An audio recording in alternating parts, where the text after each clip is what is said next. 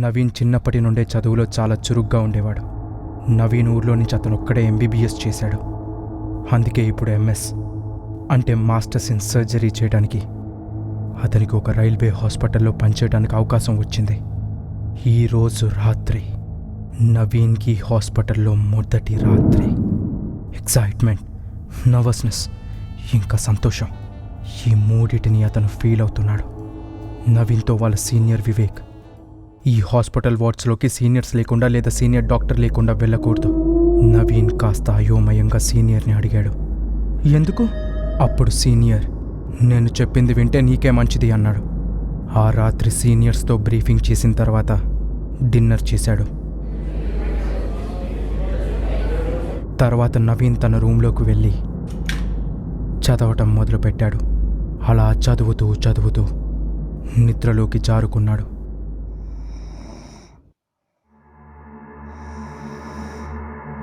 మేల్కొని చూస్తే టైం 1 అయింది. అప్పుడు నవీన్, ఎలాగో మెలుకొచ్చింది కదా, సరదాగా వెళ్ళి హాస్పిటల్లో ఒక రౌండ్ వేసొద్దాం అని అనుకున్నాడు.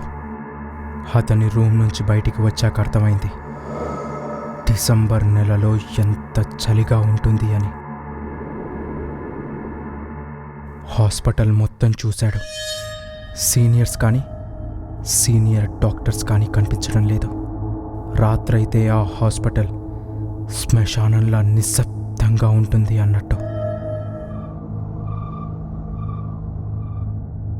నవీన్ ఈ విషయాలన్నీ ఆలోచిస్తూ అలా నడుచుకుంటూ వెళ్తూ ఉన్నాడు.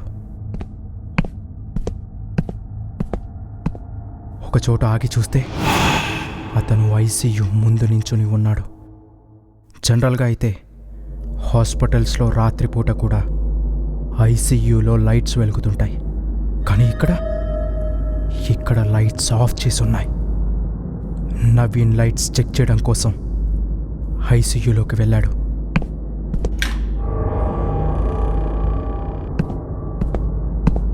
అతనికి ఈసీజీ మెషిన్ శబ్దం వినిపించింది.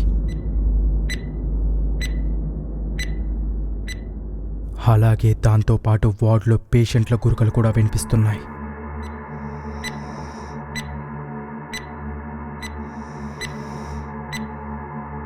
నవీన్కి అంతా నార్మల్గా ఉంది అనిపించి వెనక్కి తిరగగానే ఒక పేషెంట్ ఎంతో బాధగా మూలుగుతున్నట్టు విన్నాడు.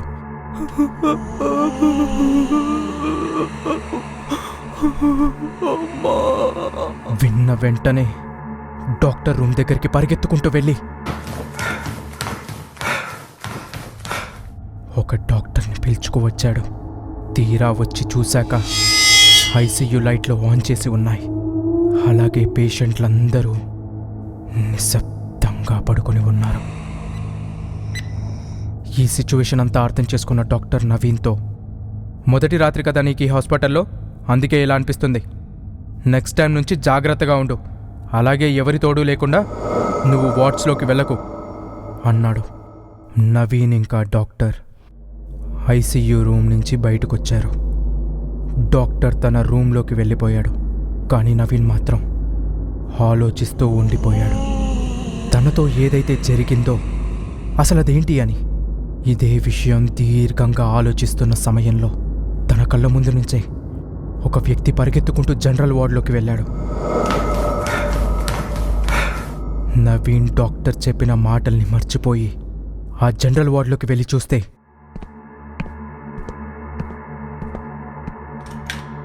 అక్కడ ఎవ్వరూ లేరు, ఎవ్వరూ కనిపించలేదు. కానీ వార్డ్ లోపల ఉన్న కిటికీ తెరిచి ఉంది.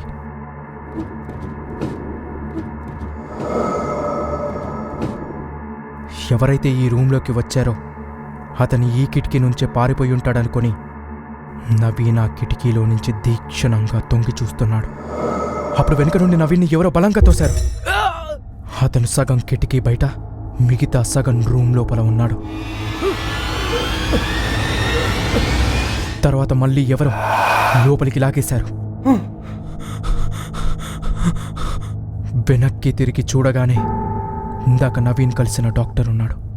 అప్పుడు డాక్టర్, నీకిందాకే చెప్పాను కదా ఒక్కడివే ఏ వార్డులోకి వెళ్ళొద్దు అని, వెళ్ళు వెళ్ళకనిచ్చే. జనరల్ వార్డ్ నుంచి డైరెక్ట్గా నవీన్ వెంటనే పరిగెత్తుకుంటూ వెళ్ళి వాష్రూమ్లో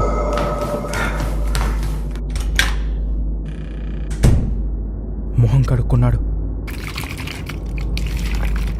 ఎందుకంటే అతనికి సగనిద్రలో ఉన్నట్టు అనిపించింది. ఇదేదో ఒక కలేమో అన్నట్టు. కానీ ఈ వాష్రూమ్ హాస్పిటల్లో ఉండే వాష్రూమ్ కన్నా చాలా చిన్నదిగా అనిపించింది. ఎలా ఉందంటే ఒక హాస్పిటల్ వాష్రూమ్లా కాకుండా ఒక ట్రైన్ వాష్రూమ్లా ఉంది. మొహం కడుక్కొని బయటికి వస్తుండగా నవీన్కేదో వింత శబ్దాలు వినిపించడం మొదలయ్యాయి.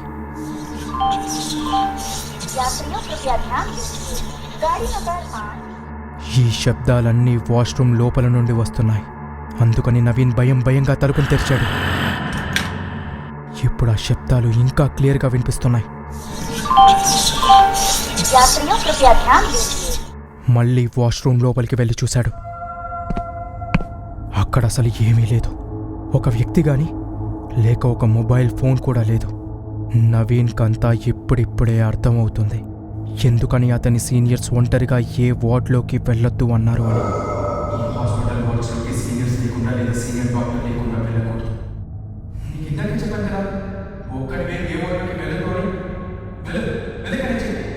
నవీన్ అక్కడి నుంచి వేగంగా పరిగెత్తుకుంటూ తన రూమ్లోకి వెళ్ళాడు. రూమ్ తలుపు మూసేసి అక్కడే నేల మీద పడుకునిపోయాడు.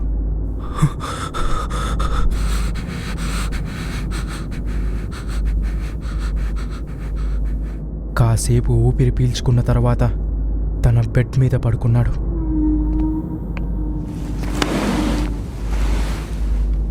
వెంటనే నిద్ర వచ్చేసింది.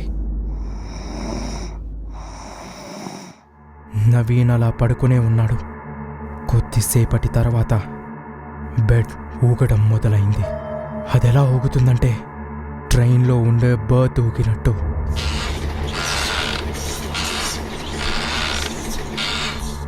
నవీన్ ఉలిక్కిపడి లేచాడు. బెడ్ మీద నుండి దిగేశాడు. బెడ్ ఊగడం ఇంకా శబ్దం కూడా ఆగిపోయింది. నవీన్కి తను కలగంటున్నాడేమో అనిపించింది. మళ్ళీ బెడ్ మీద పడుకున్నాడు. ఊగడం ప్రారంభమైంది. తర్వాత బెడ్ మీద నుంచి దిగగానే బెడ్ ఊగడం ఆగిపోయింది. ఇంతలోనే నవీన్ ఉన్న రూమ్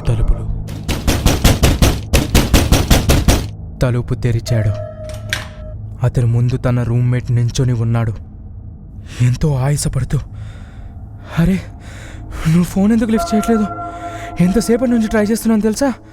పెద్ద ట్రైన్ యాక్సిడెంట్ అయ్యి ఎమర్జెన్సీ కేసెస్ వచ్చాయో. త్వరగా పద. నవీన్ తన రూమ్ అంతా వెతికాడు. కానీ తన ఫోన్ ఎక్కడుందో కనిపించలేదు. అప్పుడు తనకి గుర్తొచ్చింది, జనరల్ వార్డులో డాక్టర్ వెనక్కి లాగినప్పుడు ఆ సమయంలో తన జేబు నుండి ఏదో కింద పడింది. బహుశా అది తన మొబైల్ ఫోన్ అయి ఉండొచ్చు. పరిగెత్తుకుంటూ హాస్పిటల్ రిసెప్షన్ దగ్గరికి చేరుకున్నాడు. నవీన్కి సడన్గా గుర్తొచ్చింది, ఏ ఫ్రెండ్ అయితే తనని పిలిచాడో అతను ఊరెళ్ళాడని. అయితే మరి ఇతనెవరు? నవీన్ బుర్రలో చాలా ఆలోచనలు కదలాడాయి. దాంతోపాటు అతని మొబైల్ ఫోన్ రింగింగ్ సౌండ్ వినిపించింది.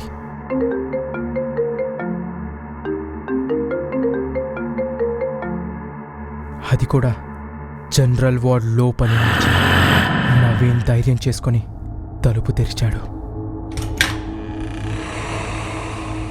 అప్పటిదాకా వినిపించిన ఫోన్ రింగ్ టోన్ ఆగిపోయింది.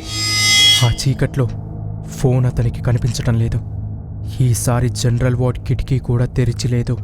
ఆ చీకట్లో తన ఫోన్ వెతకలేక లైట్ ఆన్ చేయడం కోసం స్విచ్ను వెతకటానికి గోడని పట్టుకుంటూ వెతుకుతుండగా స్విచ్ అయితే దొరకలేదు. కానీ నవీన్ని ఎవరో గట్టిగా లాగి గోడ గుద్దారు. దాంతోపాటు వెనుక నుంచి శబ్దాలు రావటం ప్రారంభమయ్యాయి. నవీన్ వీటన్నిటినీ తట్టుకుంటూ స్విచ్ వరకు చేరుకుని స్విచ్ ఆన్ చేశాడు. తను లైట్ ఆన్ చేసిన వెంటనే తన మీద చేతులు లేవు. అలాగే ఆ శబ్దాలు కూడా ఆగిపోయాయి. తను వచ్చింది జనరల్ వార్డులోకి. కానీ ఇప్పుడు తను ఉంది స్టోర్ రూమ్లా కనిపిస్తుంది. తన ఫోన్ తీసుకొని రూమ్ బయటకు వస్తుండగా రూమ్ డోర్ పై ఉన్న స్టిక్కర్ని చూశాడు. దాని మీద స్టోర్ రూమ్ అని రాసి ఉంది. నవీన్ అలా దాన్ని చూస్తూ ఉండిపోయాడు. తన ఫోన్ రింగ్ అవుతుంది. చూస్తే ఒక SMS వచ్చింది. దాన్ని ఓపెన్ చేసి చూస్తే యువర్ రిజర్వేషన్ ఇస్ కన్ఫర్మ్ అని వచ్చింది. ఈ మెసేజ్ చూసిన వెంటనే నవీన్ ఏం ఆలోచించకుండా అతని రూమ్ దగ్గరికి పరిగెత్తుకుంటూ వెళ్ళాడు.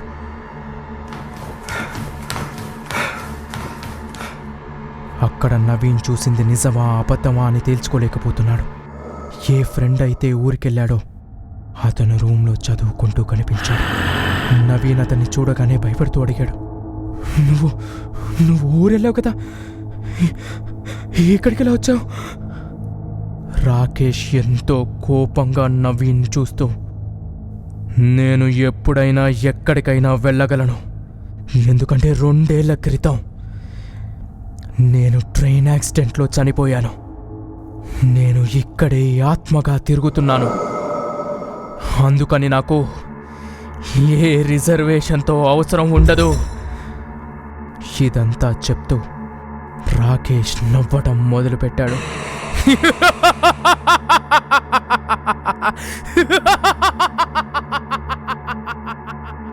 ఇదంతా విన్న తర్వాత నవీన్ అక్కడి నుంచి బయటకు పరిగెత్తాడు. పరిగెడుతున్నంతసేపు రాకేష్ నవ్వులు ఇంకా ట్రైన్ శబ్దాలు వినిపిస్తూనే ఉన్నాయి.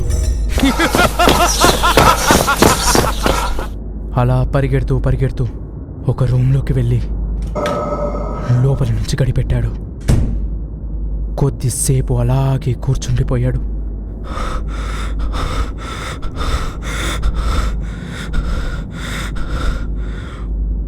ఆ రూమ్ అంతా చూశాడు. రూమ్ మొత్తంలో ఒక స్ట్రక్చర్ ఉందంతే. దాని మీద ఒక లైట్ వేసి ఉంది. ఎలా అంటే ఆపరేషన్ థియేటర్ లాగా. స్ట్రెచ్చర్ మీద ఉంది ఒక శవం. నవీన్ ఎలా అయినా అక్కడి నుంచి పారిపోదామనుకుని తలుపుని తీయటానికి ప్రయత్నిస్తున్నాడు. కానీ అది తెరుచుకోవటం లేదు. ఏదో అదృశ్య శక్తి దాన్ని బయట నుంచి తలుపులు తెరవకుండా ఆపేస్తున్నట్టుగా. ఎన్నిసార్లు ప్రయత్నించినా తలుపు తెరుచుకోకపోవడంతో ఒక్కసారి వెనక్కి తిరిగి స్ట్రెచ్చర్ వైపు చూశాడు. అక్కడున్న శవం మాయమైపోయింది. కానీ ఆ శవం సరిగ్గా నవీన్ కుడివైపు 2 అంగుళాల దూరంలో నించొని ఉంది. ఆ శవం నవీన్ చూస్తూ నవ్వుతుంది. ఈసారి తను మొత్తం తన బలమంతా ఉపయోగించి తలుపుని గట్టిగా లాగాడు. తలుపులు తెరుచుకున్నాయి. నవీన్ అక్కడి నుంచి పారిపోయి కింద ఫ్లోర్లోకి వెళ్ళాడు. ఒక రూమ్లో లైట్లు వెలుగుతుంటే అక్కడ సహాయం దొరుకుతుందేమో అని అక్కడికి వెళ్ళాడు. ఈ రాత్రి తను విన్న శబ్దాలు అన్నీ గట్టిగా వినిపిస్తున్నాయి.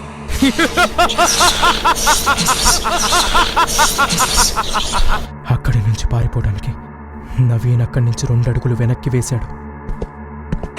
ఎవరో అతన్ని లోపలికి తోసేశారు. నవీన్ భయంతో ఆలోచిస్తూ ఉండిపోయాడు. ఇప్పుడు ఈ రూమ్లో ఏం కనిపిస్తుందో ఏం వినిపిస్తుందో అని భయంతో కళ్ళు మూసుకున్నాడు. భయపడినట్టున్నాడు. అవునవును. ఏంట్రా వీడు ఇంత భయపడిపోయాడు? ఏ జూనియర్, ప్యాంట్ తడిసిపోయిందా? అతని ముందు చాలా మంది సీనియర్స్ నించొని ఉన్నారు. అదంతా అతన్ని ఆట పట్టించడానికే చేశారు అని. అలాగే అక్కడ నవీన్ రూమ్మేట్ రాకేష్ కూడా ఉన్నాడు. అందరూ తమ తమ రూమ్లోకి ఇంకా షిఫ్ట్స్లోకి వెళ్ళిపోయారు. రాకేష్ నవ్వుకుంటూ నవీన్తో, బ్రో, ఈ ఫస్ట్ డే నైట్ ఉంది కదా, ఈరోజు మేము అందరినీ భయపెడుతుంటాం. కానీ నీ అంత ఎవరు పరిగెత్తలేదు, నీలా ఎవరు భయపడలేదు కూడా. కానీ ఏం పర్వాలేదు, ఫస్ట్ ఇయరే కదా, సెకండ్ ఇయర్ వరకు నువ్వు కూడా నేర్చుకుంటావులే. రాకేష్ చెప్పిందంతా విన్న తర్వాత నవీన్ నవ్వుకుంటూ,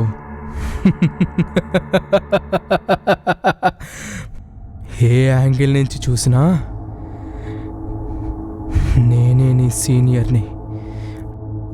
ఎన్నో ఏళ్ల క్రితం ఈ హాస్పిటల్లో నేను చనిపోయాను. ఎలా అయితే మీరు ప్రతి జూనియర్ని ఆట పట్టిస్తారో ఇవాళ అది నా వంతు. ఇదంతా చెప్పిన తర్వాత నవీన్ గాల్లో మాయమైపోయాడు.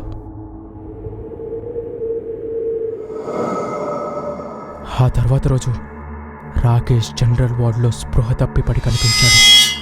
అందరూ కలిసి రిజిస్టర్ చెక్ చేసిన తర్వాత తెలిసిందేంటంటే నవీన్ అనే పేరుతో ఏ ఫ్రెషర్ కాలేజ్కి రాలేదని. ఇలాంటి మరిన్ని వీడియోస్ కోసం మా ఛానల్ని సబ్స్క్రైబ్ చేయండి.